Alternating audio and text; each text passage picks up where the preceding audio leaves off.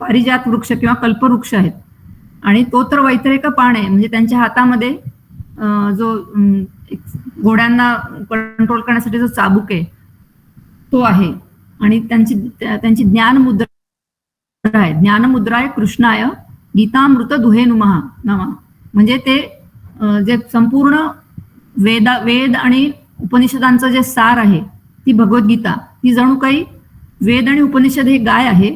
आणि भगवंत हे आपल्याला माहिती आहेत की ते एक जे यदुकुल होतं ते म्हणजे नंद महाराज त्यांचे वडील ते सगळे गोपाळ होते, गायीचे हे करणारे होते. तर म्हणून भगवंत सुलभतेने या वेदरूपी गायीचं दूध काढतायत. सॉरी माताजी, हिंदी आणि इंग्लिश मध्ये चालेल? सॉरी मी सॉरी. तर इंग्लिश पण सगळ्यांना कम्फर्टेबल आहे ना, मी इंग्लिशच बोलते म्हणून हिंदी, कारण हे हिंदीमध्ये. So Lord Krishna is the coward. So he is milking the cow of the Vedas and Upanishads, and he is bringing out the essence for the calf. And who is the calf? It is Arjuna. Is the calf, and because of his love for Arjuna, he is taking the milk of, that is the essence of all the Upanishads, and that is the Bhagavad Gita. So Gita Amrita is the nectar of all the essence of Upanishads. So that he is telling in Bhagavad Gita, and he is in a Jnana Mudra. So they say that Jnana Mudra, the way you hold the fingers, similarly same mudra has to be is utilized for milking the cows as well. So Lord is doing that simultaneously. And so this is a very beautiful prayer for Lord Krishna.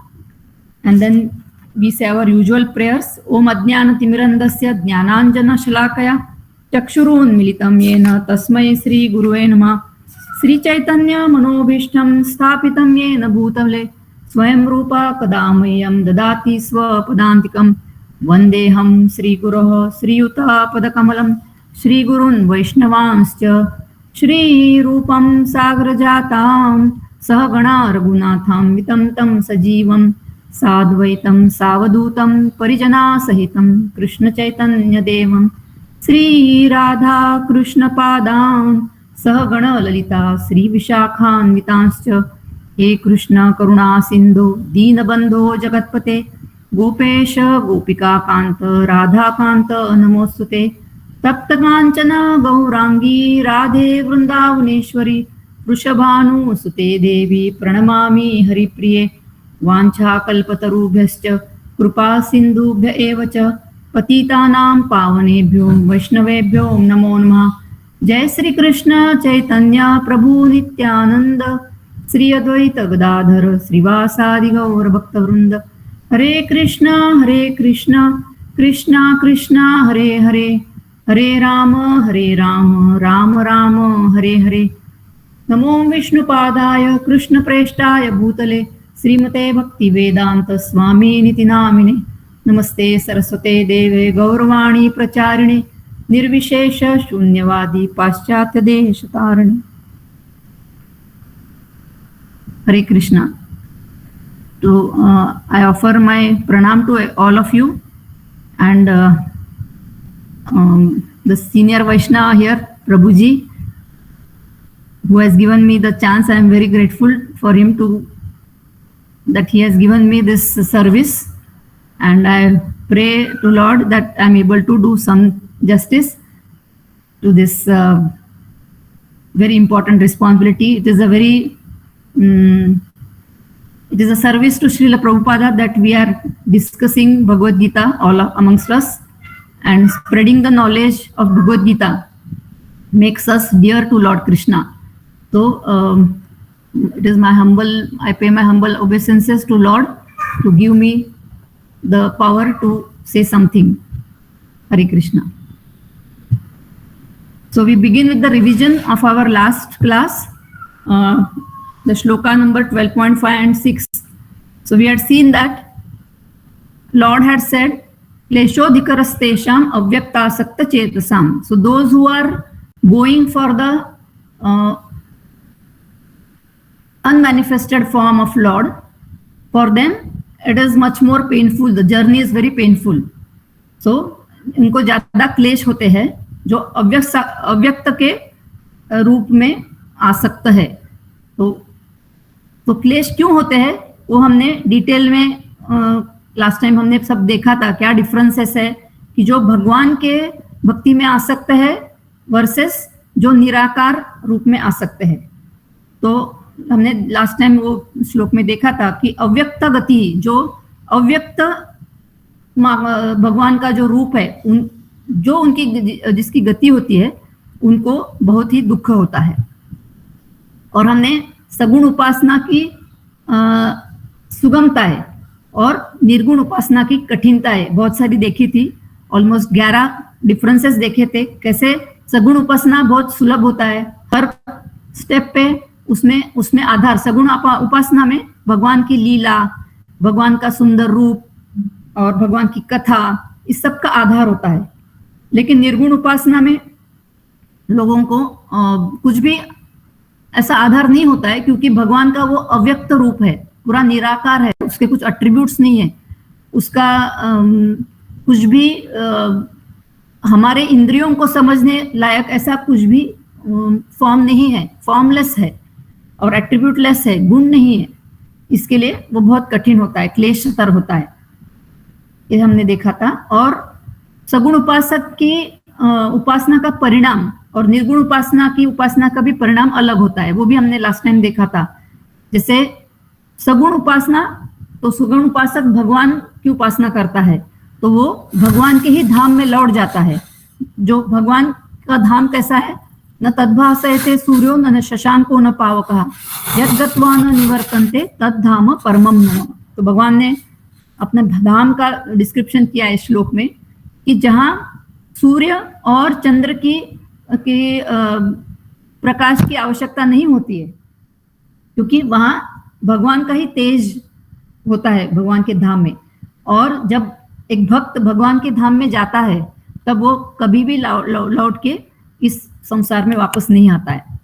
लेकिन जो निर्गुण उपासक होता है वो उसका ध्येय रहता है निराकार ब्रह्म, तो उसकी गति भी निराकार ब्रह्मन में ही होती है.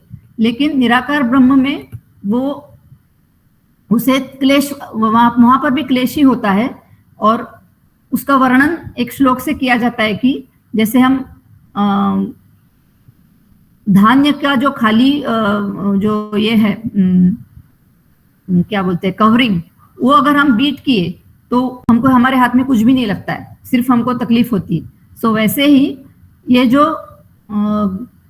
निराकार ब्रह्म में लीन होने वाले उपासक रहते हैं, उनकी जो मुक्ति रहती है वो भी पूरी परमानेंट नहीं होती, तो वहां से भी वो वापस लौट के इस मृत्यु के संसार में आ सकते हैं. और हमने ये भी देखा था लास्ट टाइम कि क्वालिफिकेशन जो होता है कि जो भक्त के लिए ज्यादा कुछ क्वालिफिकेशन की जरूरत नहीं होती. भगवान जब भक्त को स्वीकार करते हैं तो उसका भाव देखते हैं, उसकी सिंसियरिटी देखते हैं, वो उसकी क्वालिफिकेशन नहीं देखते कि वो उच्च कुल में जन्मा है क्या, कि वो उच्च विद्या विभूषित है क्या, वो सब भगवान नहीं देखते. और उसके एग्जाम्पल्स हमने देखे थे कि गजेंद्र जिसने भगवान की शरण ली, जब उसको मगरमच्छ ने पकड़ा तो गजेंद्र ने अत्यंत भक्ति से भगवान को पुकारा. तो भगवान ने ये नहीं देखा कि वो एक पशु की योनि वाला है, भगवान तुरंत उसकी पुकार सुनकर आ गए थे. So there is no qualification which is required for bhakti. जैसे सुदामा भी था, वो एक निर्धन ब्राह्मण था, तो भगवान ने एक्सेप्ट किया. ऐसे बहुत सारे उदाहरण हम देखेंगे कि जो भक्ति करने वाले हैं उनके कुछ क्वालिफिकेशंस न होते हुए भी भगवान ने उनको एक्सेप्ट किया. लेकिन निर्गुण उपासना में बहुत सारे क्वालिफिकेशंस रिक्वायर्ड होते हैं. जैसे काफी ज्ञान, वेदों का ज्ञान ज्ञान होना चाहिए, वेद और उपनिषदों का. फिर निर्गुण उपासना में बहुत ही जरूरी है एज अ इनिशियल क्वालिफिकेशन की वैराग्य होना चाहिए, काफी सारी तपस्या होनी चाहिए और वेदों का गाढ़ा अभ्यास होना चाहिए. तो ये सारे qualifications are required in the beginning of nirguna upasana. Whereas in the bhakti, in the journey of bhakti, initially you may not have all these qualifications, but as we progress in our journey of bhakti, we will automatically have jnana and vairagya as a byproduct of bhakti. So that is the difference. So initially we may not have any qualification. It is just our sincere call to Lord Krishna. So that these were the differences. तो जब अर्जुन ने ये सुना कि जो निराकार उपासक है उसको काफी क्लेश होते हैं, तो फिर उसके मन में आया होगा कि भक्ति के उपासक का क्या स्थिति है। तो अभी आज के जो श्लोक है उसमें भगवान अभी कंपेयर कर रहे हैं कि लास्ट श्लोक में बताया था कि निराकार ब्रह्म की उपासना में क्लेश और दुख होता है, किंतु मेरे भक्तों को मेरी कृपा से बहुत भक्ति का मार्ग बहुत सुलभ होता है और अनायास सिद्धि मिलती है। तो आज के श्लोकों में हम अभी वापस कंपेयर कर रहे हैं कि यानी भगवान बता रहे हैं कि कैसे उनके भक्तों को अनायास वो बहुत इजीली सिद्धि मिलती है। तो वो आज हम इस 2 श्लोकों में देखने वाले हैं और ये हमारे लास्ट श्लोक और आज के 2 श्लोकों का संबंध है। तो आज के 2 श्लोक हम साथ में ही लेंगे।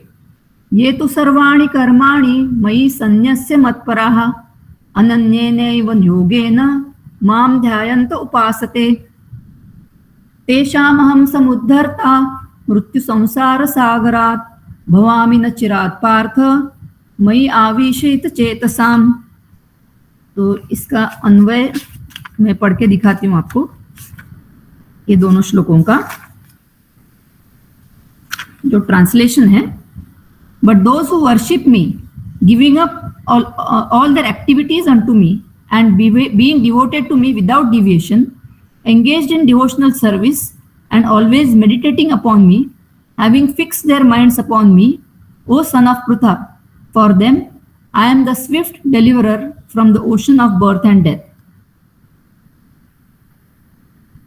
तो भगवान बोल रहे हैं कि जो मेरे अनन्य भक्त है उनका मैं तुरंत उद्धार करता हूं। तो ये बहुत सुंदर श्लोक है दोनों, और हम थोड़ा अभी उसके डेप्थ में जाएंगे कि ये तो सर्वाणि कर्माणि। तो भगवान ने ये बताया, ये मीन्स क्या कि ये 4 एट्रीब्यूट्स है जिन्हें उनके भक्त। और ये भक्त कैसे भक्त है? जो एकदम दृढ़ भक्त है। तो दृढ़ भक्त के 4 एट्रीब्यूट्स भगवान ने इसमें डिस्क्राइब किए। एक यानी सर्वाणि कर्माणि मयि सन्न्यस्य, सेकंड मत पराः, थर्ड अनन्येन एव योगेन माम ध्यायन्तः, और चौथा माम उपासते। तो ये जो भक्त है वो कैसे है? मयि आवेशित चेतसाम तेषाम। तो ये जो भक्त है वो पूरे भगवान से कनेक्टेड है, बहुत क्लोजली कनेक्टेड है। उनका मन उन्होंने पूर्णपणे संपूर्णपणे भगवान में लगाया हुआ, ऐसे ये भक्त है। तो ऐसे भक्तों को नेक्स्ट श्लोक में भगवान बोलते हैं, मृत्यु संसार सागरात अहम समुद्धरता नचिरात भवामी। यानी मृत्यु रूपी जो भवसागर है, ये भवसागर से मैं उनको बहुत जल्दी पार कराता हूं। ये दोनों श्लोकों का अन्वयार्थ है। तो हम ये एक एक लेंगे और भगवान ये बोलते हैं ये तू यानी बट। तो ये तू क्यों बोल रहे भगवान? टू कंपेयर कि लास्ट श्लोक में भगवान ने बताया कि निर्गुण उपासक कैसे क्लेश में होते हैं, लेकिन भगवान बोल रहे हैं क्योंकि अभी वो भक्ति का डिस्क्राइब कर रहे हैं, इसके लिए तू शब्द का ये हुआ है। तो ये 4 जो एट्रीब्यूट्स है कि भगवान के जो शुद्ध भक्त है या एकदम डिवोटेड भक्त है वो कैसे होते हैं और उनके क्या गुण है वो हम देखेंगे। कि हम 4 इधर हम देख रहे हैं, सर्वाणि कर्माणि मयि सन्न्यस्य मत्पराः अनन्येन एव योगेन माम ध्यायन्तः और माम उपासते। तो हम एक एक वो देखेंगे। पहले सर्वाणि कर्माणि मयि सन्न्यस्य। तो कर्म इज एक वचन एंड कर्माणि इज प्लूरल, दैट इज अनेक वचन। तो ऑलरेडी भगवान ने कर्माणि यानी सब कर्म ऐसे ऑलरेडी बोला है, तो सर्वाणि का वापस ऐड क्यों हुआ है? सर्वाणि शब्द भगवान का फिर भी क्यों प्रयोग कर रहे हैं? क्योंकि कर्माणि तो अनेक वचन बोल रहा है, सारे कर्म होते हैं, अनेक कर्म होते हैं। तो सर्वाणि यानी हमारे मन, वाणी और शरीर से होने वाले सभी शास्त्रविहित कर्म। तो ये सारे कर्म भगवान क्या बोल रहे हैं, मई संन्यास्य, संन्यास्य यानी क्या, संन्यास्य यानी संन्यास या त्याग करना। तो भगवान ये बोल रहा है क्या कि सब ये कर्मों को त्याग करो, तो नहीं, भगवान क्या बोल रहे हैं कि ये सारे कर्म करो लेकिन वो उनकी फल का इच्छा का त्याग करके भगवान को अर्पण करो। तो उनकी फल के बारे में अनासक्त हो। तो मन, वाणी और शरीर से जो जो भी हम कर्म कर रहे, शास्त्रविद कर्म कर रहे, तो उनमें ममता और आसक्ति न रखे, उनके फल की इच्छा का त्याग करके वो भगवान के लिए समर्पित करना, ये भगवान का इधर अर्थ है। तो सर्वाणि कर्माणि मयि संन्यस्य, यानी सारे हमारे कर्म भगवान को अर्पण करना, इसका शॉर्ट में उसका ये अन्वय अर्थ है। तो कर्मयोग और भक्ति योग में क्या अंतर है? कर्मयोग में भी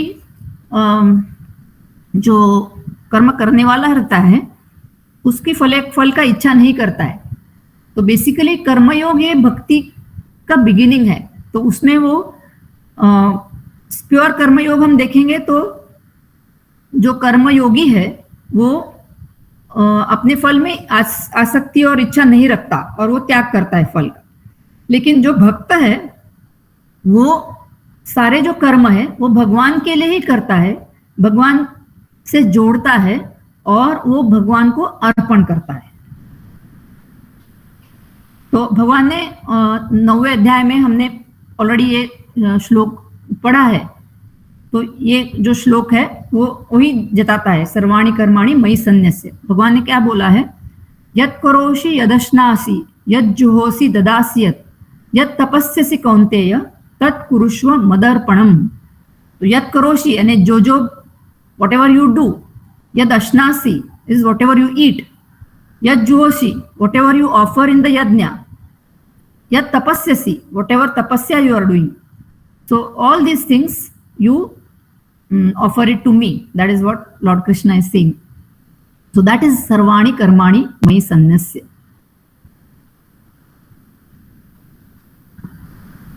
तो इसमें थोड़ा सा 3 भगवान ने ये टर्मिनोलॉजीज यूज की है। वन इज मदर्पण कर्म, फिर मदर्थ कर्म और मत कर्म। थोड़ा सा सटल डिफरेंस है इसमें। तो सर्वप्रथम हम देखेंगे व्हाट इज मदर्पण कर्म। मदर्पण कर्म इज जो कर्म उन कर्मों को कहते हैं जिनका उद्देश्य पहले कुछ हो किंतु कर्म करते समय अथवा कर्म करने के बाद उनको भगवान को अर्पण कर दिया जाए।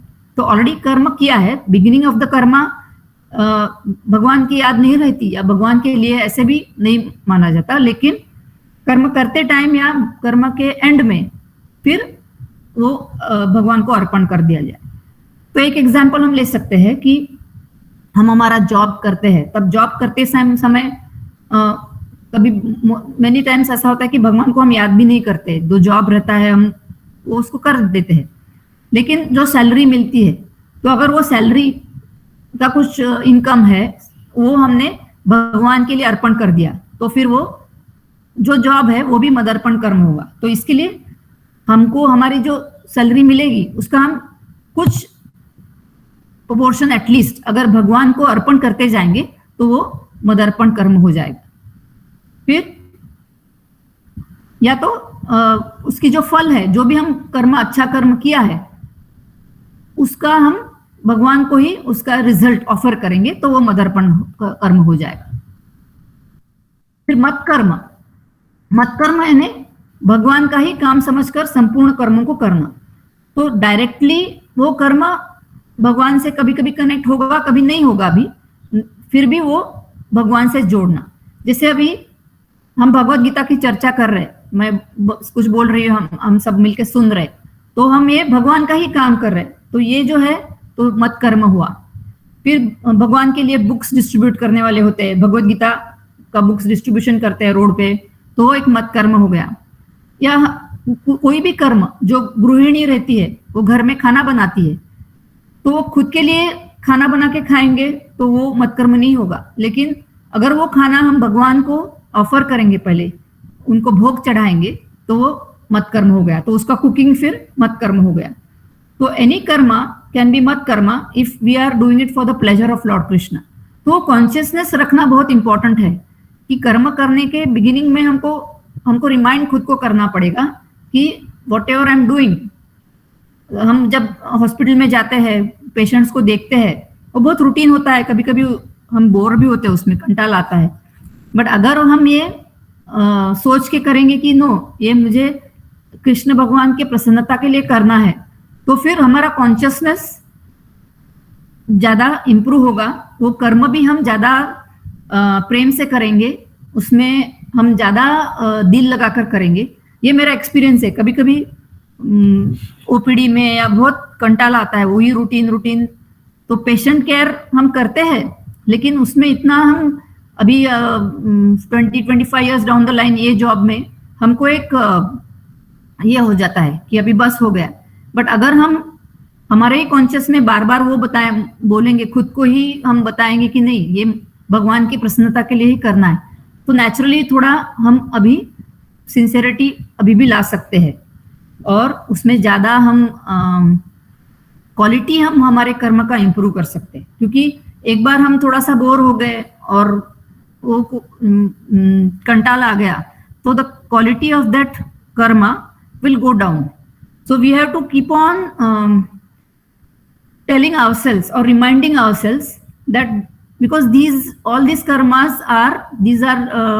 jobs are not directly related to Krishna, so it is difficult to keep that consciousness. So we need to remind ourselves whenever we are doing seva in the temple में garland बना रहे हैं या जो भी सेवा हम कर रहे हैं, तो वो डायरेक्टली हम कर रहे हैं, मदर्थ कर्म है, भगवान ने बताया मदर्थ यानी भगवान के लिए, वहां पे कॉन्शियसनेस संभालना आसान हो जाता है। लेकिन डायरेक्टली भगवान से जुड़े हुए जो कर्म नहीं है, वहां हमको अगर कॉन्शियसनेस वो संभालना है या कायम रखना है, तो हम बार बार हमको ये श्लोक पढ़ के या हमको खुद को रिमाइंड करके वो कॉन्शियसनेस कायम रखना है कि ये भगवान की प्रसन्नता के लिए है।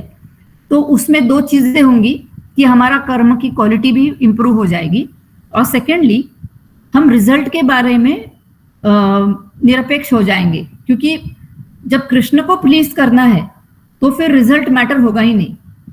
जैसे इस्कॉन के एक बहुत फेमस इन द सेंस बहुत ही ये है एसबी केशव स्वामी करके, बहुत उनके अच्छे लेक्चर्स रहते हैं।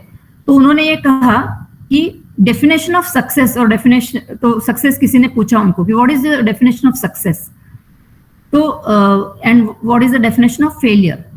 तो वो बोले कि हम सक्सेस और फेलियर के हमारे डेफिनेशन गलत हुई तो हमारा सब गलती होता है। तो डेफिनेशन ऑफ सक्सेस उन्होंने बोला कि जो भी हम एंडीवर करते हैं, तो वो एंडीवर पूरा सिंसियरिटी से और कृष्ण की प्रसन्नता के लिए करना, तो वो उस एंडीवर में ही सक्सेस है। The success is not in the end result but in the endeavour itself when we are doing it with the proper consciousness. तो फिर फेलियर या success at the end matter नहीं होता है। हम जो कर्म ही कर रहे हैं उसमें ही हमारा कॉन्शियसनेस अगर हम वो ला सके कि कृष्ण की प्रसन्नता के लिए है, तो उसका क्वालिटी बहुत ही इंप्रूव हो जाएगा और हम ज्यादा प्रेम से वो करेंगे, ना बोर होते हुए या चिड़चिड़ या फ्रस्ट्रेट न होते हुए करेंगे, और उसके रिजल्ट के बारे में हम पूरा निरपेक्ष हो जाएंगे।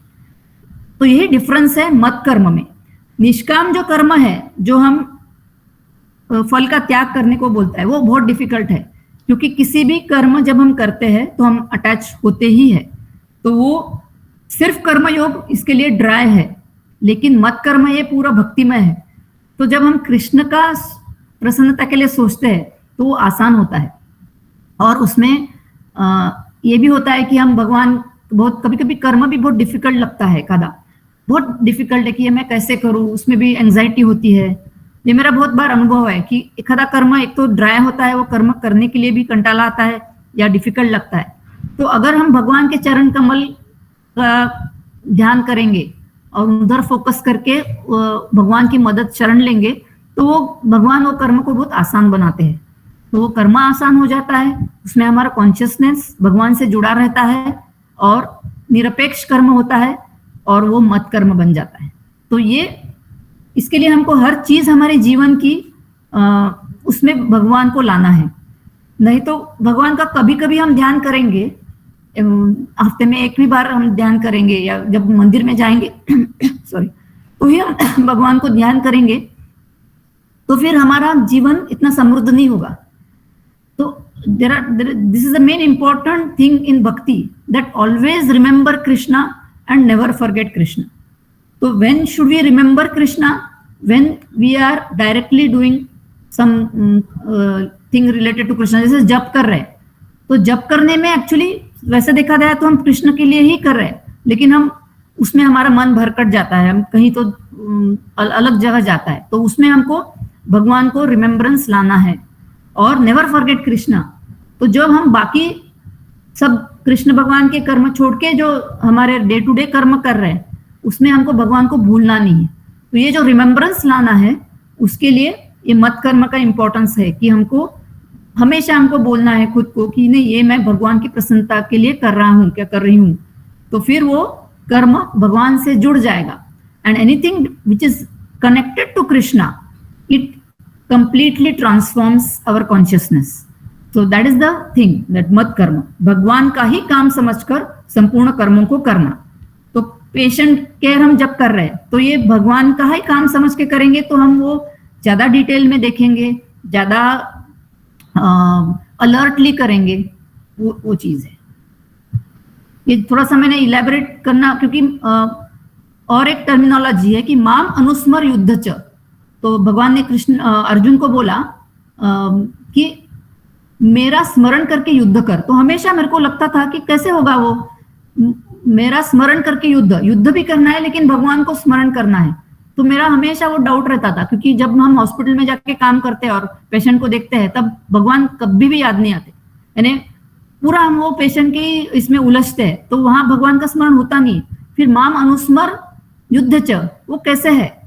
तो इसका यही अर्थ मेरे को धीरे धीरे समझा आया, मैंने जो जिनको भी पूछा तो उनका वही अर्थ हुआ कि बेसिक उसका रूट ऑफ दैट कर्म अगर भगवान की प्रसन्नता के लिए है, और हम बिगिनिंग ऑफ कर्म हम जा रहे हैं जब कर्म करने के लिए, तब हमको रिमाइंड करेंगे कि मैं भगवान के लिए कर रहा हूँ। तो at the beginning of the karma and at the end if you remember Krishna, then वो कर्म भी कृष्णमय होता है। तो वही वैसे करना है हमको कि भगवान का ही काम समझकर संपूर्ण कर्मों को करना। फिर मदर्थ कर्म है, वो डायरेक्ट कर्म है जो आरंभ से ही भगवान के लिए किए जाए, अथवा जो भगवत सेवा रूप हो।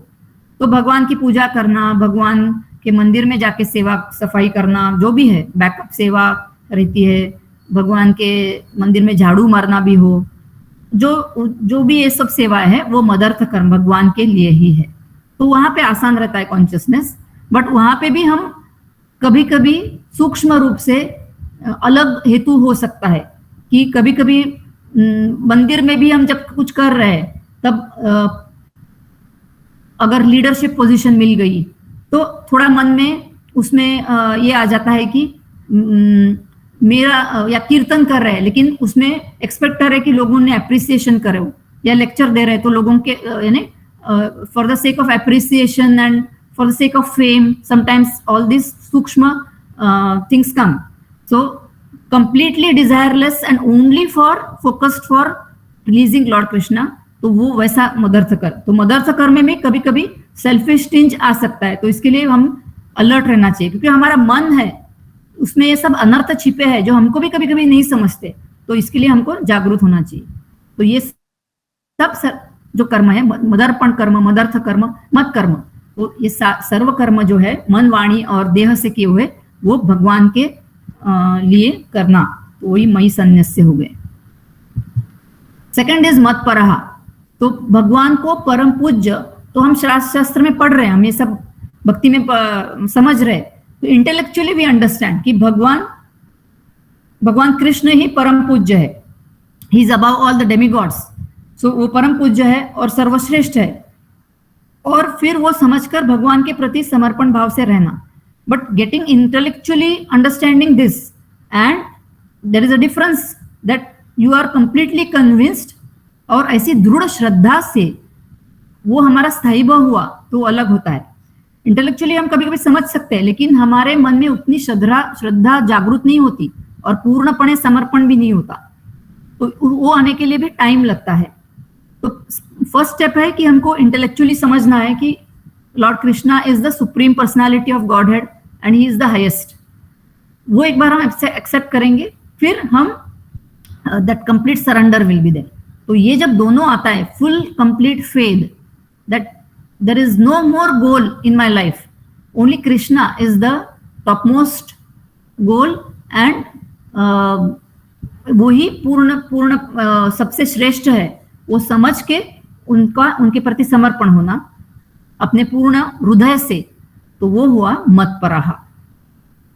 तो हमने लास्ट टाइम भी देखा था ये अध्याय शुरू करने से पहले कि 11 चैप्टर का लास्ट जो श्लोका था वो श्रील प्रभुपाद ने बोला था कि ये सार है पूरे भगवद गीता कि मत कर्म कृत मन परमो मत भक्ता संग वर्जिता निर्वहरा सर्वभूतेषु यह सब मामेति Pandav. So he who engages in my pure devotional service, free from the contaminations of fruitive activities and mental speculation, he who works for me, ये जो हम मत कर्म कृत, he who works for me, who makes me the supreme goal of his life, ये सब है मत परा is making me the supreme goal of one's life। तो ये है मत परः। फिर थर्ड, अनन्येन एव योगेन माम ध्यायन्तः। तो भक्तों के इष्ट भगवान ही है, उनके सिवाय अन्य कोई साध्य उनकी दृष्टि में है।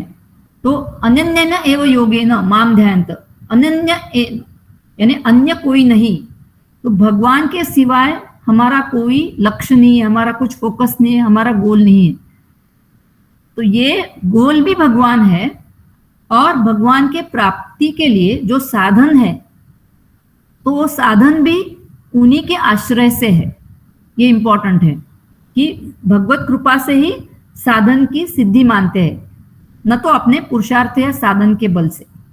तो ये डिफरेंस हमने लास्ट टाइम देखा था कि भक्त जैसे कुआं में गिरा हुआ एक आदमी है, तो भक्त कैसा है, पूरा डिपेंडेंट है कृष्ण पे, तो पुकारेगा और भगवान फिर डोर नीचे डालेंगे, भक्त उसको पकड़ लेगा, सिर्फ भगवान खींचते ऊपर।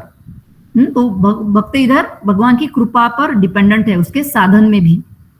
लेकिन जो निराकार उपासक है, उसका साधन वो पूर्ति is completely depend on himself only. तो अपने बल से वो कुएं में चढ़ के आ रहा है साइड से, तो उसके साधना जो कर रहा है वो खुद के बल या पुरुषार्थ से हो रहा है। लेकिन भक्त का जो साधना हो रहा है उसमें वो बहुत डिपेंडेंट है भगवान की कृपा के लिए। तो वो फर्क है। तो भगवान भी रेसिप्रोकेट, ये यथा माम प्रपद्यन्ते तां सदैव भजाम्यहम्, भगवान ने बोल के रखा है। तो जिस तरह से हम भगवान को अप्रोच करते हैं, भगवान उसी तरह से एग्जैक्टली उसी तरह से रेसिप्रोकेट भी करते हैं। तो हम जब भगवान के ऊपर पूरे डिपेंडेंट है हमारी साधना के टाइम भी, क्योंकि हमारी साधना बहुत इम्परफेक्ट होती है। हम देखेंगे अभी कि कैसे भगवान हर स्टेप पे हमको हेल्प करते हैं। यही इस श्लोक का बहुत सौंदर्य, बहुत ये है, ये बहुत गाढ़े श्लोक है, बहुत डीप है ये श्लोक। और ये अगर श्लोक हमने पूरे समझ लिए तो हमको बहुत होप मिलेगी, बहुत आशा मिलेगी, क्योंकि हम हर स्टेप पे गलती करते हैं। साधन हमारा इम्परफेक्ट होता है, साधना उसमें भी हम जब करते हैं तो उसमें हमको नींद आती है, मन भरकटता है, पूरी साधना भी ठीक से तरह से नहीं होती है, पूरा फोकस नहीं होता है। क्योंकि गृहस्थाश्रम जो है उसमें बहुत चैलेंजेस है, उनको बहुत सारे बाकी कर्तव्य होते हैं, तो इतना भगवान का फोकस नहीं होता। लेकिन फिर भी भगवान ये जानते हैं एंड वो इतने बहुत अच्छे, इतना रेसिप्रोकेट करते हैं हमसे और पूरा उनकी कृपा देते हैं, तो हम आसानी से भक्ति में आगे बढ़ सकते हैं। तो चौथा भगवान ने बोला है कि माम उपासते। तो भगवान ने 9वें अध्याय में बोल के रखा था कि कैसे उपासना करना है। मन मना भव मद भक्तो मद्याजी माम नमस्कुरु मामे वैश्य से युक्त एवं आत्मान मत्परायणः। तो भगवान बोलते हैं कि मेरा भक्त बनो, पूरा तुम्हारा मन मुझ में, यानी मन का भी लक्ष्य मुझको बनाओ।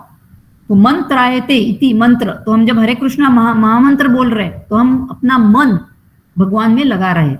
तो मन मना भव, तो नामस्मरण जब करेंगे तब हमारा मन लग रहा है भगवान में। मन मना भव मद भक्तो, मेरा भक्त हो। मद त्याजी, तो मेरी मुझे ही नमस्कार करो, माम नमस्करो, मध्याजी यानी मेरी उपासना करो, मामे वैश्यसी युक्त एवं आत्मानम मत्परायणा। तो युक्त एवं, युक्त एवं यानी युक्त यानी अगेन जोड़ना, तो हमको खुद को भगवान से जोड़ना है भक्ति करके। तो ये भगवान ऐसे माम उपासते बोल रहे, तो ये ऐसी हमें उपासना करनी है। फिर मई आवेशित चेतसाम, आवेशित यानी पूरा लपेटना, तो जिन साधकों का लक्ष्य उद्देश्य भगवान ही बन गए हैं और जिन्होंने भगवान में ही अनन्य प्रेम पूर्वक अपने चित्त को लगा दिया है। तो जो भक्त होते हैं पूरी साधना करते समय भी भगवान पे डिपेंडेंट है, उनका उद्देश्य भी भगवान ही है, तो वो मई आवेशित चेतसाम ऐसे। तो इसका एक बेस्ट एग्जाम्पल मई आवेशित चेतसाम यानी श्रील प्रभुपाद, हम देखते हैं कि श्रील प्रभुपाद का दूसरा कुछ भी उद्देश्य नहीं था, पूरा भगवान कृष्ण के लिए ही उन्होंने अपना जीवन समर्पित किया। अपने गुरु के आज्ञा के उनको ये करने के लिए उन्होंने पूरा कितने कष्ट लिए कि वो रात को सोते भी नहीं थे, 1-2 घंटा सो के उन्होंने रात को जागकर भगवत गीता का अनुवाद किया, भागवतम का अनुवाद किया, ताकि आने वाली सब पीढ़ी को भगवान की भक्ति का ये खजीना मिले, उसके लिए उन्होंने पूरा अपना जीवन समर्पित किया। तो वो मई आवेशित, उनके मन में कृष्ण छोड़ के कुछ था ही नहीं। जैसे लास्ट टाइम हमने उदाहरण देखा कि एक बार खिड़की से बाहर देख रहे थे, तो ट्रक को बहुत देर देख रहे थे, तो भक्तों ने पूछा कि आप क्या देख रहे हैं, वो ट्रक क्यों देख रहे हैं श्रील प्रभुपाद? तो बोले कि वो ट्रक ऐसे पड़ा है उधर, तो वो रथ यात्रा के लिए हम यूज कर सकते हैं, इसका बहुत अच्छा उपयोग हो सकता है। तो जो भी वो देखते थे उसका how to use it in the service of Krishna, वो उनका फोकस था श्रील प्रभुपाद का। तो हमको वो ये इंस्पिरेशन है, क्योंकि हमारा जीवन अभी ऐसा नहीं है, हमारा 1 पॉइंट फोकस नहीं है अभी।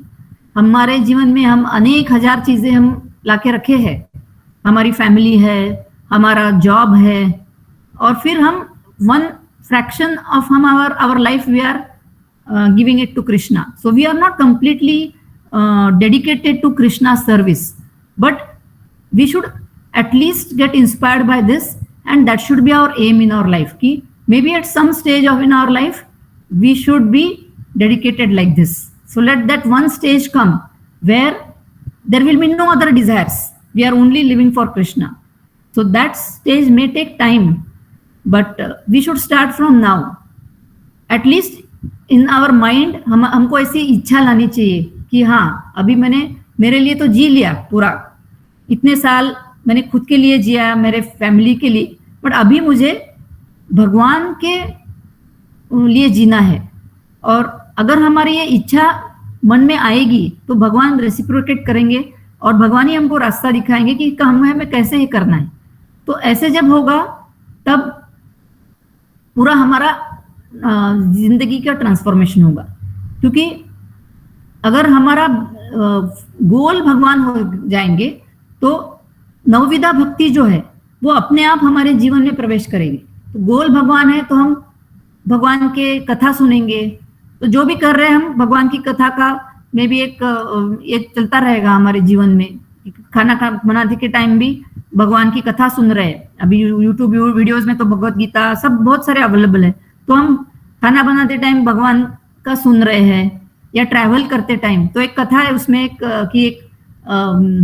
भक्त थे, ये जो भक्त कैसे पूरे भगवान में डूबे रहते थे। तो वो भक्त जब भी ट्रैवल करते थे कार से, श्रील प्रभुपाद के लेक्चर्स का टेप लगाते थे। तो ऐसा उन्होंने लेक्चर का टेप लगाया था और फिर वो मॉल में के उधर बाहर रुके और वो चले गए कुछ लाने के लिए, और वो टेप ऑफ करने का रह गया और चल रहा था, और वहां पे एक चोर आया। तो वो चोर सब मैनिपुलेट करके वो कार में उसने घुसने का प्रयत्न कर रहा था, और वो घुसा, और तब वो टेप का उसको सुनाया है कि everyone here is a thief. तो श्रील प्रभुपाद बोल रहे थे कि हम सब भगवान का ही दिया हुआ यूज कर रहे हैं रिसोर्सेस, तो all of us are thieves, तो हम सब चोरी कर रहे हैं। तो वो चोर ने वो सुना और वो एकदम ये हो गया, उसको धक्का लगा, तो बाद में वो चोर भक्त हो गया। तो इतना पोटेंसी है श्रील प्रभुपाद के वाणी में और उनके लेक्चर्स में, उन्होंने जो बुक्स लिखे हैं उनमें, क्योंकि एक्चुअली कृष्ण भगवान ने ही उनको पूरा एम्पावर किया है। तो ये जो है मई आवेशित चेतसा, तो ये हमको हमारे जीवन में धीरे धीरे लाना है। तो ऐसा जो भक्त है उसको भगवान बोल रहे हैं कि मैं शीघ्र ही उसको मृत्यु संसार के सागर से मैं मुक्त करूंगा। तो अभी मृत्यु संसार, तो ये जो मृत्यु संसार क्यों बोला है, क्योंकि हमारे जो ये भव संसार है उसमें हर एक का मृत्यु निश्चित है। So everybody's death is fixed, so there is no truth which is nothing is more true as death, because death is a fixed thing in our lives. So that's why ये संसार को मृत्यु संसार बोला है। और ये मृत्यु संसार को एक सागर से कंपैरिजन किया है। तो ये क्यों कंपैरिजन किया है, उसके 4 रीजन है। तो सागर कैसे सॉल्टी होता है, नमकीन होता है, तो वैसे भौतिक संसार वो स्वीट नहीं है। भौतिक संसार का भगवान ने 8वें अध्याय में वर्णन किया है। 8वां अध्याय जो है भगवान ने पूरा उसमें मृत्यु की चर्चा की है। एक्चुअली मृत्यु या death everybody wants to avoid, everybody is living that. आज की जो today's world, the main focus in this world is to enjoy. सब लोग बोलते हैं कि एंजॉय, जब तक अपना लाइफ है एंजॉय करो। तो डेथ किसी को चाहिए भी नहीं और किसी को सोचने का भी नहीं। लेकिन भगवान ने ये टैबू जो सब्जेक्ट है डेथ का, उसका विस्तृत चर्चा 8वें अध्याय में किया है। तो उस 8वें अध्याय में भगवान ने ये भव संसार को ये 2 वर्ड्स यूज किए कि दुखालयम अशाश्वतम। तो जैसे किसी मशीन का मैनुअल है, वो मैनुअल में क्योंकि वो पूरा दिया रहता है वो मशीन का, तो ये जो भव संसार है भगवान ने ही बनाया। तो Lord Krishna knows how this world is, and Lord Krishna has said that this world is दुख आलयम। आलय यानी घर या पूरा उसका आगर, तो ये दुख से भरा है, दुखालयम एंड अशाश्वतम, टेम्पररी है। तो भौतिक संसार दुखालय और अशाश्वत होने के कारण वो सॉल्टी है, इसके लिए उसका सागर से कंपैरिजन हुआ है। सेकेंड थिंग इज सागर में लहरें रहते हैं। तो भौतिक संसार में भी मृत्यु रूपी लहरें जीव को एक स्थान से दूसरे स्थान फेंकती रहती है। तो अभी हमारा ये जन्म है, हम यहाँ पे है, इंडिया में है। तो सपोज हमारा मृत्यु के बाद हमारा जीवात्मा कहीं अमेरिका में उसको जन्म मिला, तो उधर गया, तो वो जीव एक स्थान से दूसरे स्थान जा रहा है। कभी पृथ्वीलोक से नर्कलोक या पृथ्वीलोक से स्वर्गलोक, आब्रह्मा भुवनलोक यानी ब्रह्मलोक से पाताल लोक तक, ये पूरा मर्त्य संसारी है, भौतिक संसारी है। तो भगवत धाम है वो शाश्वत है, लेकिन ये मृत्यु लोक है वो अशाश्वत है। तो ये मृत्यु रूपी लहरें जीव को एक स्थान से दूसरे स्थान और एक योनि से दूसरे योनि में, तो ये 84 लाख योनि है, 84 lakh species, and it is a great boon for us that by chance we have got a human life in this life, but there is no guarantee that we are going to get a human life in our next birth. So we may go into any of these 84 lakh species depending on our unfulfilled desires. तो एक just विषय एक थोड़ा सा इसमें श्रील प्रभुपाद की एक ये बताती हूँ कि एक आदमी था, वो सर्फिंग कर रहा था ओशन पे। तो ये भक्त और सब भक्त श्रील प्रभुपाद के साथ सी शोर पे थे। तो वो ऐसा बहुत अच्छे से सर्फ करके वो एंजॉय कर रहा था। तो श्रील प्रभुपाद को उनके डिसाइपल्स ने बोला कि look Srila Prabhupada, that person is surfing. तो श्रील प्रभुपाद बोले कि ही is not surfing, he is suffering. तो भक्त को आश्चर्य लगा, वो डिसाइपल्स को, तो बोले कि सफरिंग कहाँ, वो तो बहुत आनंद में है, कितना अच्छे से सर्फ कर रहा है वो।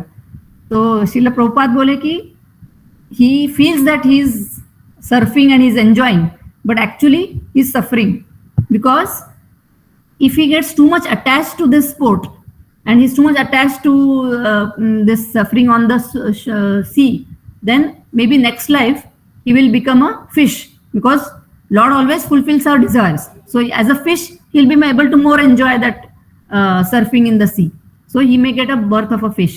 सो actually when we are, so he is not surfing, he is suffering. तो ऐसा हम वॉटेवर हमारे जो डिजायर्स रहते हैं, हम किस में हम आनंद लेते हैं, उस प्रकार से हमको देह मिलता है, तो हम एक योनि से दूसरे योनि में भटकने वाले हैं। इसके लिए ये भौतिक संसार को सागर का कंपैरिजन दिया। थर्ड थिंग, कि कितना भी अच्छा स्विमर हो, कितना भी एक्सपर्ट स्विमर हो, लेकिन any swimmer cannot swim the whole ocean on his own stamina.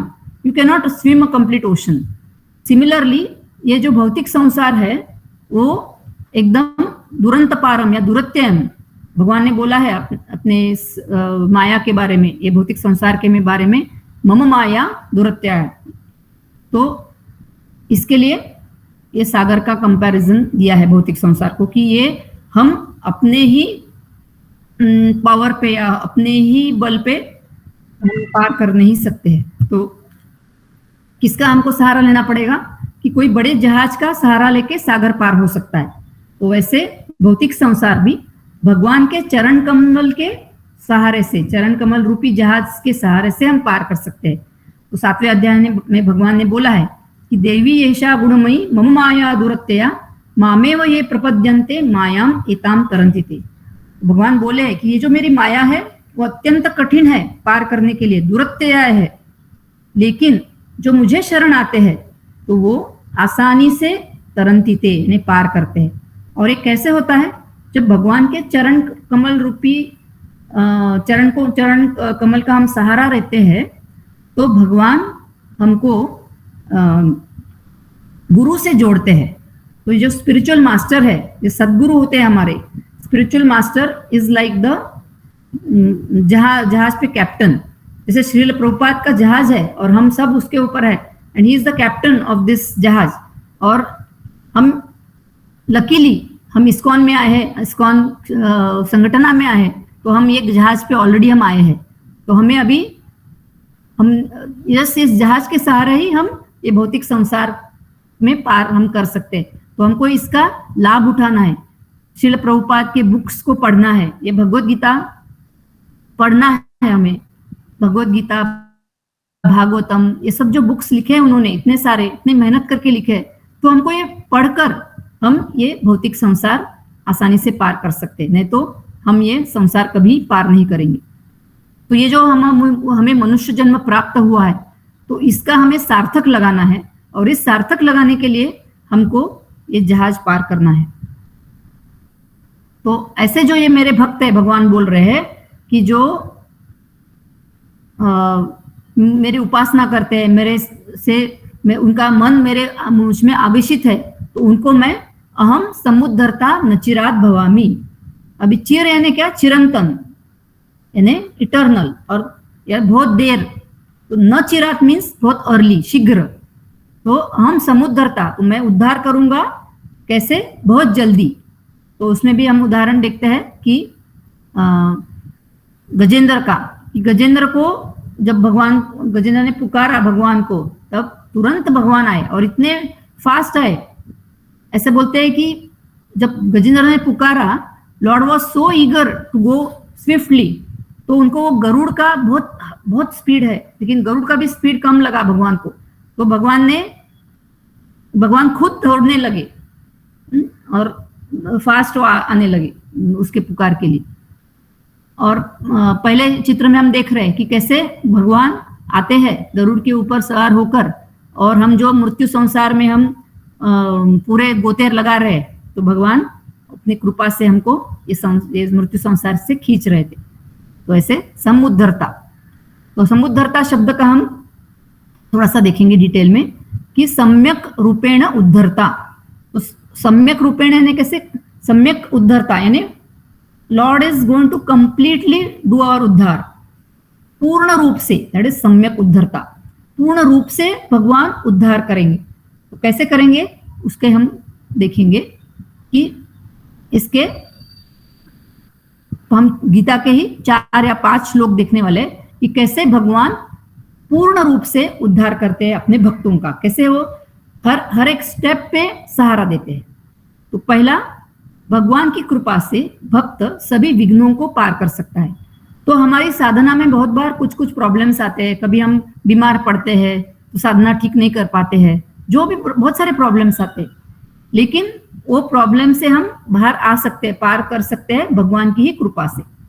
तो उसका श्लोक हम 18वें अध्याय में भगवान ने बोला है, मच्चित्ता सर्व दुर्गाणी मत प्रसादात् तिरस्यसि अथ चेत्वम अहंकारान श्रोष्यसि विनक्ष्यसि मच्चित्ता सर्व दुर्गाणी मत प्रसादात् तरिष्यसि।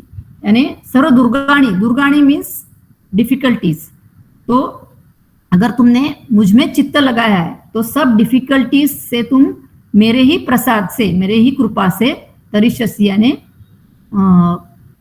पार कर जाओगे। लेकिन तुम अहंकार से अगर मेरा सहारा तुमने नहीं लिया तो तुम्हारा विनाश निश्चित है, ऐसे भगवान बोल रहे हैं। तो हम भगवान की कृपा से हम सारे ऑब्स्टेकल्स जो है हमारे साधना में, भक्ति में, वो ऑब्स्टेकल्स को पार कर सकते हैं, प्रॉब्लम्स को सॉल्व कर सकते हैं। वो एक है। दूसरा, भक्त की सारी कमियों को भगवान पूरा करते हैं। तो ये फेमस श्लोक है, 9वें अध्याय में हमने देखा, अनन्यास चिंतयन्तो माम ये जनाः पर्युपासते तेषां नित्याभियुक्तानां योगक्षेमं वहाम्यहम्। जो भगवान से वो नित्य युक्त, तो जो कंप्लीटली जुड़े हैं भगवान से, उनका क्या करते हैं भगवान, योगक्षेमं वहाम्यहम्। तो उनकी जो कमियां है वो पूरी करती है, और जो उनके पास ऑलरेडी है वो मेंटेन करते हैं भगवान। तो भगवान ऐसे समुद्धरता है। तीसरा, अंतःकरण में स्थित भगवान अज्ञान रूपी अंधकार को दूर करते हैं। तो पहला है कि ऑब्स्टेकल्स को भगवान की कृपा से हम पार कर सकते हैं भक्त। दूसरा है कि जो कमियां है वो भगवान उसमें वो पूर्ण करते हैं। तीसरा, अंतःकरण में स्थित भगवान अज्ञान रूपी अंधकार को दूर करते हैं। तो वो श्लोक हमने 10वें अध्याय में देखा था, एषामेवानुकंपार्थम अहम अज्ञानजं तमः नाशयामि आत्मभावस्तो ज्ञान दीपेन भास्वता। तो भगवान परमात्मा रूप से हमारे अंदर स्थित है, और वो परमात्मा जो है वो चैत्य गुरु के रूप में, यानी अंदर से ही वो प्रकाश देते हैं, ज्ञान का प्रकाश, और हमको ये एनलाइटनमेंट होता है, और हमारा जो इग्नोरेंस है, इग्नोरेंस रूपी जो डार्कनेस है वो भगवान दूर करते हैं। तो इस प्रकार से भी भगवान हमारा उद्धार करते हैं। चौथा, भक्त के लिए भगवान अपने आप को बहुत सुलभ कर देते हैं। तो भगवान एक्चुअली भगवान बहुत डिफिकल्ट है अचीव करने के लिए।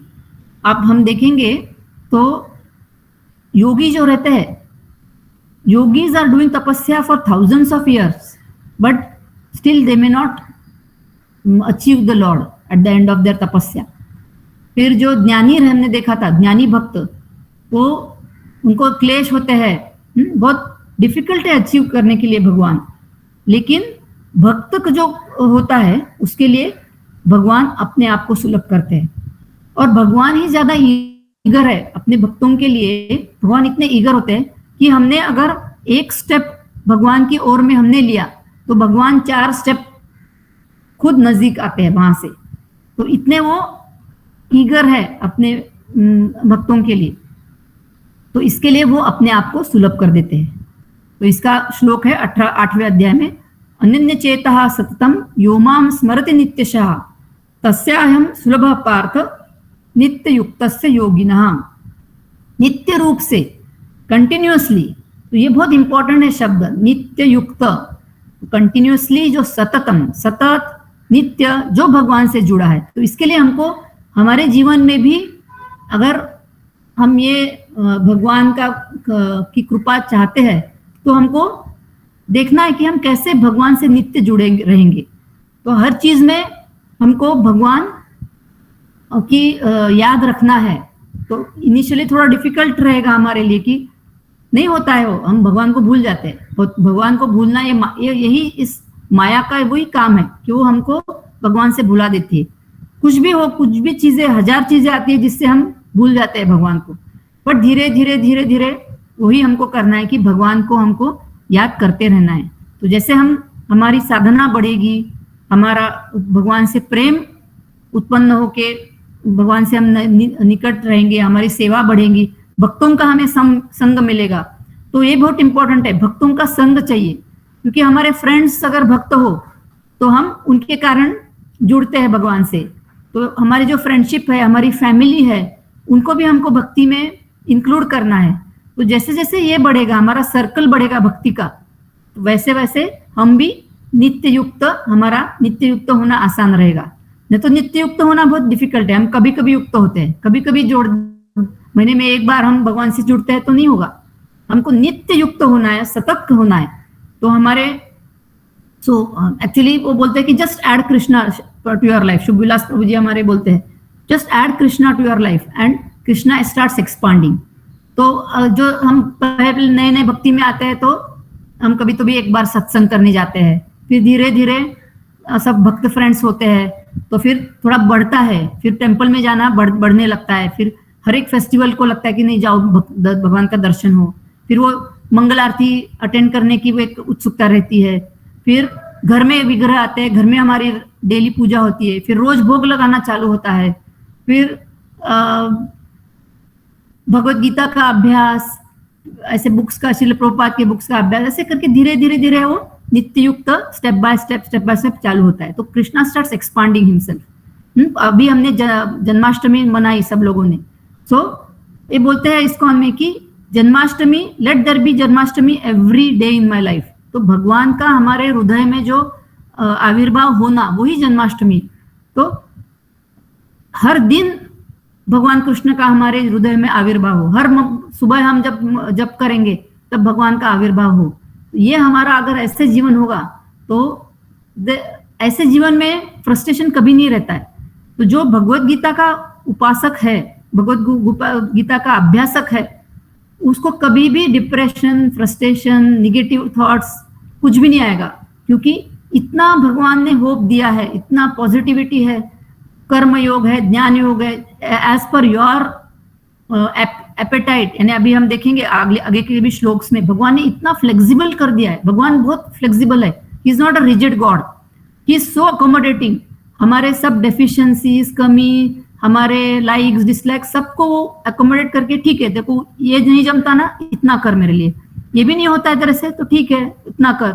ऐसे बहुत सारे ऑप्शंस देते हैं, बहुत फ्लेक्सिबल होते हैं।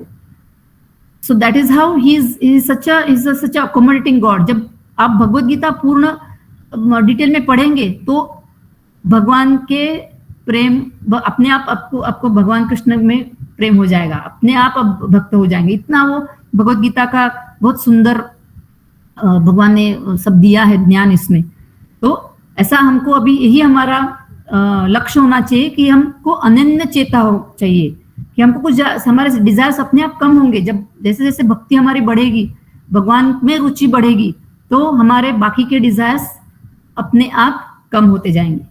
तो अनन्य चेता सततम योमाम स्मृति नित्यशा तस्याहम सुलभ पार्थ। भगवान ने अपने आप को बहुत इजी कर दिया है। भगवान अपने भक्त के बहुत स्वाधीन हो जाते हैं और भक्त को ईज देते हैं, तो ऐसे समुद्रता है। फिर शरणागत भक्त को भगवान संपूर्ण पापों से मुक्त करते हैं। तो भगवान ने ये इतना होप गिविंग श्लोक है 18.66 वाला, सर्वधर्मान परित्यज्य मामेकम शरणम व्रज अहम त्वाम सर्व पापेभ्यो मोक्षयिष्यामि मा शुच। तो भगवान ने वो बोला है कि मुझे शरणा, तो मैं सब तुम्हारे, तो भक्त ने भी, अभी भक्त है लेकिन हमारे पहले के जन्मों में हमने पाप किए होंगे, तभी हमारे पास भक्ति नहीं थी। तो अनेक जन्मों के पाप है।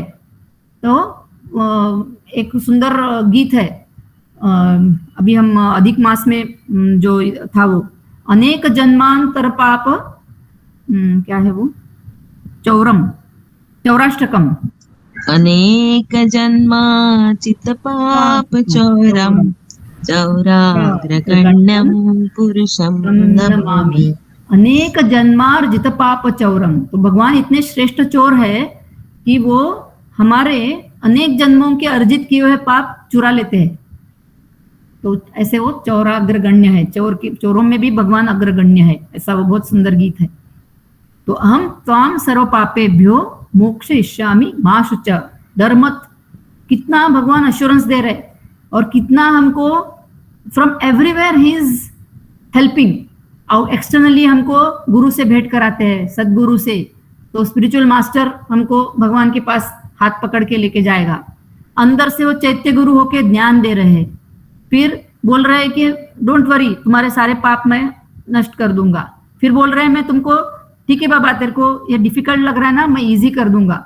यानी हमको अगर एग्जाम लिखना है तो भगवान हमको पहले ही कान में बोल रहे क्या क्वेश्चंस आ रहे हैं, तो इजी कर देता हूं मैं, चल हाँ तू लिख ये पेपर।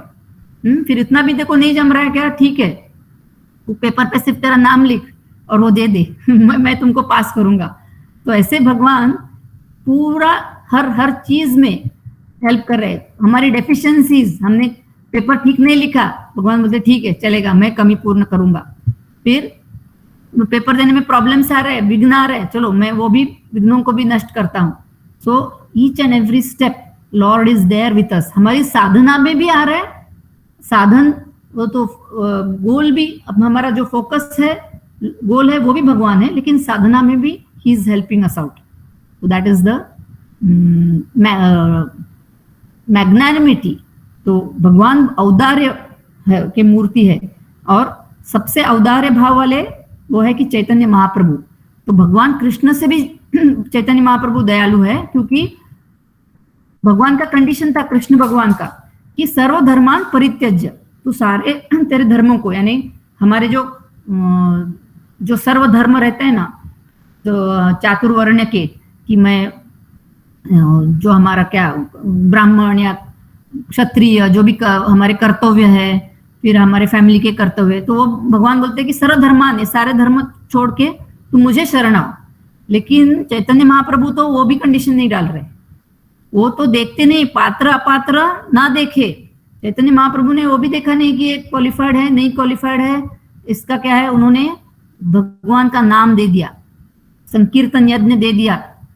तो चैतन्य महाप्रभु तो औदार्य के उपाय ये है। तो चैतन्य महाप्रभु बहुत ही दयालु है, भगवत गीता से भी आगे। तो इतना हमको फैसिलिटीज है भक्ति में, और श्रील प्रभुपाद उन्होंने इतना हमारे लिए पेपर मैंने इतना कंफर्टेबल कर दिया है। जैसे एक फणस रहता है जैक फ्रूट पूरा, तो ये जैक फ्रूट यानी वेदों का ज्ञान है, लेकिन वो पूरा कट करके पूरे गरे ऐसे अच्छे से बना के उसके ऊपर ड्राई फ्रूट्स डाल के प्लेट में लाके भगवान को ऑफर करके हमारे हाथ में देगा, तो कितना आसान होगा हमको सिर्फ लेके खाना है। तो यही करना है हमें कि ये पढ़ना है हमको, ये बुक्स थोड़ा time, half an hour 15 minutes per day हमको भगवत गीता के लिए देना है। Every day if we just spend even 15-20 minutes read one shloka and its bhavartha, Bhagavad Gita as it is में हमने खोल के अगर पढ़ा, क्योंकि ये जो परपोर्ट्स श्रील प्रभुपाद ने लिखे हैं वो पूरे उन्होंने, he says that they are not my purports, they are given by Krishna. तो श्रील प्रभुपाद खुद के बुक्स पढ़ते थे, तो एक डिसाइपल ने पूछा कि आपने तो लिखे है, आपको सब मालूम है उसमें, तो आप क्यों पढ़ रहे हैं? तो श्रील प्रभुपाद बोले कि नहीं, they are all dictated to me by Krishna, so I am also reading. तो ऐसे श्रील प्रभुपाद ने एक बार अपने एक डिसाइपल को बोला कि anybody who reads even one page of my book, I will take care that he comes to the Goloka Vrindavan Dham. उन्होंने बोल के रखा है ये। और श्रील प्रभुपाद जो हमारे फाउंडर आचार्य है, तो एक बार एक फॉरेन डिसाइपल था, फॉरेनर, वो बोला कि श्रील प्रभुपाद ये 16 माला वगैरह थोड़ा डिफिकल्ट जा रहा है मेरे को, 4 नियम है, 16 माला है, कैसे करेंगे? श्रील प्रभुपाद बोले कि no, you do it, so I will guarantee you that at the end of your life, this life only, you will come to Krishna। तो बोले कि थोड़ा डिफिकल्ट है लेकिन, तो देन श्रील प्रभुपाद बोले कि मेरे पास तू कर, पूरा सिंसियरिटी के साथ तुम करो, जितना होता है उतना करो, पूरा अपना एफर्ट लगाओ, आई विल टेक केयर। तो शिव बोले कि I have the key to backdoor of Goloka Vrindavan, यानी श्रील प्रभुपाद के पास वो बैकडोर का एक छोटा सा डोर रहता है। तो हमको अगर फ्रंट डोर से नहीं मिली एंट्री, तो श्रील प्रभुपाद हमको इतने दयालु है, इतने कृपामय है कि वो अगर वो देखेंगे कि हमने हमारी पूरी सिंसियरिटी लगाई है, तो सारे डेफिशिएंसीज को वो कवर करके हमको बैकडोर से भी एंट्री दिलाएंगे। सिर्फ हमको उनके धोती को पकड़कर उनके पीछे जाना है। ये आज का श्लोकों का परिपाक है कि हमको हमारा एफर्ट डालना है, भगवान के तरफ एक्टिवली स्टेप्स लेना है। फिर हम अनुभव करेंगे, खुद ही अनुभव करेंगे कैसे भगवान अनंत हस्तों से हमको मदद कर रहे हैं। तो ये है समुद्धरता। तो ये जिस्ट है ये 2 श्लोकों का। ये पार्थ, हे पार्थ यानी पृथा के पुत्र अर्जुन, ये यानी क्या, सर्वाणी कर्माणि मयि संन्यस्य, यानी मन वाणी और देह से जो हम कर्म करे हैं वो हम भगवान के ही अर्पण करेंगे। मत परहा यानी भगवान को छोड़कर हमारा कुछ और ध्येय नहीं है, वो मत परहा। अनन्येन एव योगेन माम ध्यायन्त, वो कुछ दूसरा अन्य कोई नहीं हमारे जीवन में, और भगवान ही सर्वश्रेष्ठ उपासना के योग्य है। माम उपासते, उनकी उपासना ऐसे जो करते हैं इस भाव से, और जिनका चित्त मई आवेशित चेतसाम तेषाम, पूरा जिन्होंने अपना चित्त को मुझ में ही लगाया है उनको, तेषाम मृत्यु संसार सागरा। तो मृत्यु संसार सागर के हमने 4 कैरेक्टरिस्टिक्स देखे कि क्यों उसको सागर की उपमा दी है, कि वो नमकीन है जैसा सागर, वैसे आशाश्वत दुखालय है। फिर भवसागर अपने बल पे, कोई जैसे सागर नहीं तैर सकता है वैसे अपने बल पे सागर को नहीं पार कर सकते, और ये अत्यंत दुरत्य है, डिफिकल्ट है पार करने के लिए। लेकिन गुरु और कृष्ण की कृपा से जहाज से हम उनके भगवान के चरण कमल रूपी जहाज से ये संसार पार किया जा सकता है। ऐसे मृत्यु संसार में भगवान समुद्धरता, तो समुद्धरता यानी आसानी से हमारा उद्धार करते हैं, आसानी से नहीं सॉरी, सम्यक रूप से यानी पूर्ण रूप से उद्धार करते हैं। तो उसके भी हम 5 श्लोक देखे कि कुछ ऑब्स्टेकल्स आएंगे, विघ्न आएंगे, तो भगवान उससे पार कराते हैं। फिर अंधकार को दूर करते हैं, कमियों को पूरा करते हैं और अपने आप को सुलभ करते हैं, और सब पापों से पूर्णपणे मुक्त करते हैं। तो ये आज के 2 श्लोकों का सार है, और आगे भी हम कंटिन्यू करेंगे, जुड़े रहेंगे ये 12वें अध्याय को, क्योंकि इसमें अभी नेक्स्ट स्टेप में भगवान बोलने वाले हैं कि कैसे वो हर, अगर ये तो अल्टीमेट ये भक्ति का अगर नहीं पॉसिबल है तो कौन से लेवल्स पे हम भगवान की तरफ जा सकते हैं, उसका बहुत सुंदर वर्णन आएगा। हरे कृष्णा।